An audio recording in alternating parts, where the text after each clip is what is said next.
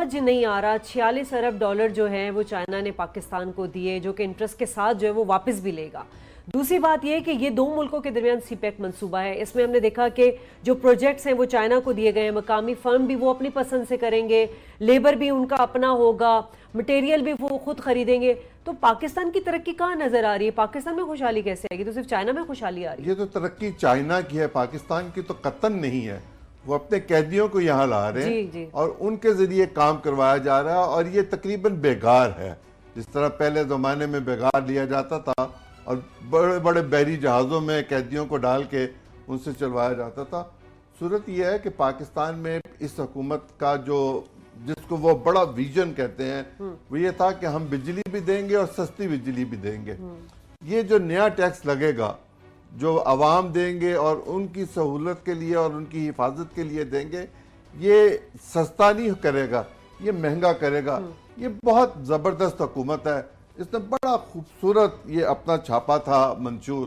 اس منشور میں لکھا ہوا ہے, ابھی تو انہوں نے ایک نئی منسٹری بنا دی ہے توانائی کی.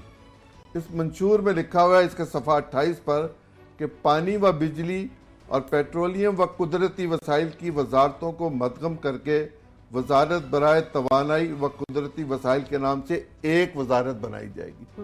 یعنی بننی تو ایک وزارت تھی, ہیں 3, پہلے 2 تھیں اب 3 کر دی ہیں.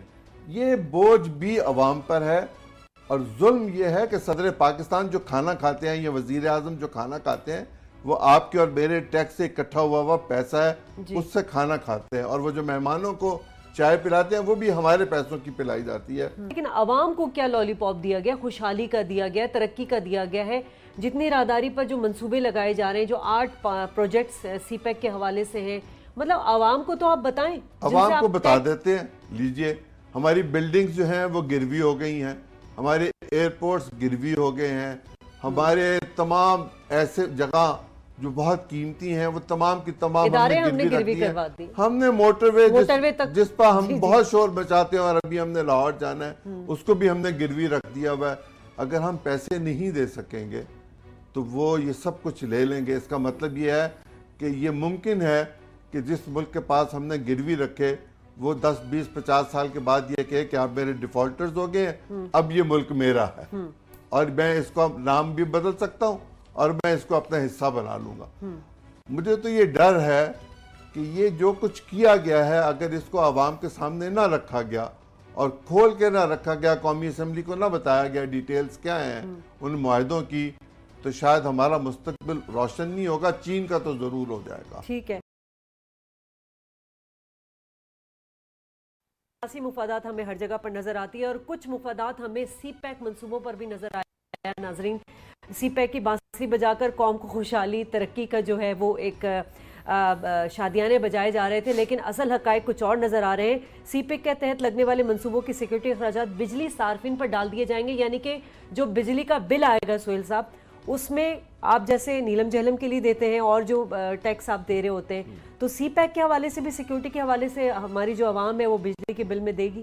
جی شاید یہ سارا خمیازہ عوام نے بھگتنا ہے. اور اگر ایک جگہ کے اوپر اصل میں اس مسئلے کے اندر معاملہ یہ ہے کہ ٹیکس پیئر باقاعدگی سے جو لوگ ٹیکس ادا کر رہے ہیں, گورنمنٹ کے پاس وہ رقم جمع ہوتی ہے قومی خزانے کے اندر. آپ اگر اپنے غیر ضروری اخراجات اپنے اللہ تللے اگر آپ کم کر لیں تو آپ کو جو سی پیک کے منصوبوں کے لیے جو سیکورٹی فراہم کرنے کے لیے جو سیکورٹی ڈویژن قائم کیا گیا ہے اس کے آپ ماہانہ اور سالانہ اخراجات بآسانی پورے کر سکتے ہیں. بنیادی طور کے اوپر وفاقی حکومت تیار نہیں تھی گزشتہ سال تک کہ وہ جو سی پیک معاہدہ ہوا تھا اس کے اندر ایک شک شامل تھی کہ سی پیک منصوبے اور ان کے اندر جو کام کرنے والے چائنیز ہیں ان کی سیکورٹی فیڈرل گورنمنٹ پرووائڈ کرے گی. فیڈرل گورنمنٹ کو پرووائڈ کرنی چاہیے تھی, لیکن وہ کہتے ہیں کہ جس سیکورٹی کے اوپر جو اخراجات اٹھیں گے وہ بھی عوام برداشت کریں. اب عوام میں سے کچھ کو سلیکٹ کیا گیا ہے بجلی صارفین کو, چونکہ ریکوری کا یہ ایک طریقہ کار سب سے آسان تھا. نیپرا سے کہا گیا کہ فیڈرل گورنمنٹ نے یہ ڈیسائیڈ کیا ہوا ہے, ایگریمنٹ کیا ہوا ہے, آپ اس کو بجلی کے ٹیرف کا حصہ بنائیں. نیپرا ایکٹ کے مطابق اس قسم کے اخراجات جو آپ اوور اینڈ ابو جا کر بجلی ٹیرف کا حصہ بنائیں وہ نہیں بن سکتے. نیپرا ایکٹ کے مطابق نیپرا کی پرائم رسپانسبلٹی ہے بجلی صارفین کی حقوق کو تحفظ کرنا. انہیں جو اس ٹائپ کی ٹیرف کے ذریعے ڈسٹورشن کریٹ کر کے ان کو اوور برڈن کرنے کے ٹائم سے اس کو ناکام بنانا. اس کے اندر پہلے انہوں نے عوامی آراء مانگی، اسٹیک ہولڈر سے کومنٹس مانگے گئے، سب لوگوں نے اس معاملے کی بھرپور مخالفت کی کہ سب لوگ جو بجلی صارفین ہیں وہ عوام ہیں، وہ پہلے ہی ٹیکس ادا کر رہے ہیں، وہ پیسہ فیڈرل گورنمنٹ کے پاس جا رہا ہے، فیڈرل گورنمنٹ کو اس پیسوں میں سے سیکورٹی اخراجات پورے کرنا چاہیے۔ فیڈرل گورنمنٹ کی کلیم تھی کہ تقریباً 15.56 ارب ڈالر کے مختلف پاور منصوبہ زیر تعمیر ہیں، کچھ مکمل ہونے جا رہے ہیں، کچھ آئندہ چند سالوں میں مکمل ہوں گے۔ ان منصوبوں کی 1% جو لاگت ہے وہ سیکیورٹی کے مد میں بجلی صارفین سے وصول کرنے کی اجازت ہے، جو کہ 15 ارب روپے بنتے ہیں۔ آئندہ 20 سے 25 سالوں کے دوران عوام کو یہ ادا کرنے، یعنی بجلی صارفین کو ٹیرف، اس کے نتیجے کے اندر ٹیرف امپیکٹ آئے گا۔ ٹیرف کا پہلے ہی بہت بری طرح سے گھریلو صارفین سمیت کمرشل اور انڈسٹری صارفین متاثر ہو رہے ہیں۔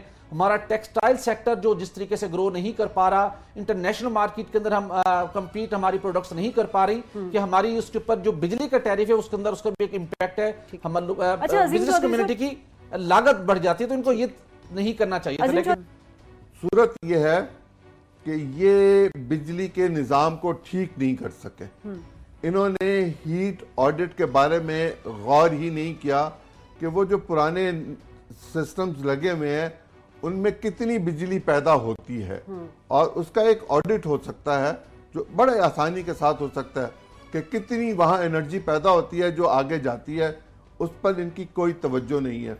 یہ پیداوار پر تو جانا ہی نہیں دے رہے لوگوں کو پیسے، آئی پی پیز کو۔ یہ ان کے ساتھ جو ایگریمنٹ تھا کہ جتنی آپ کی کیپیسٹی ہوگی اس پر ہم دیں گے، 19,000 کی کیپیسٹی تو موجود ہے پاکستان میں، لیکن پھر بھی لوڈ شیڈنگ ہے۔ جو چوری ہے اس کے پیسے بھی ہم ہی دیتے ہیں، صارفین ہی دیتے ہیں۔ اور یہ نیلم جیلم کی بھی آپ بات کر رہی تھی، جانے کب سے ہمارے یہ بلوں میں لگا چلا آ رہا ہے، اور شاید ہمارے بچوں کو بھی یہ دینا پڑے گا۔ حکومت کی ذمہ داری ہوتی ہے کہ وہ اپنے شہریوں اور آنے والے شہریوں جو یہاں آئیں ان کی جان و مال کی حفاظت کریں، یہ آئینی ذمہ داری ہے۔ حکومت اس میں بری طرح ناکام ہے۔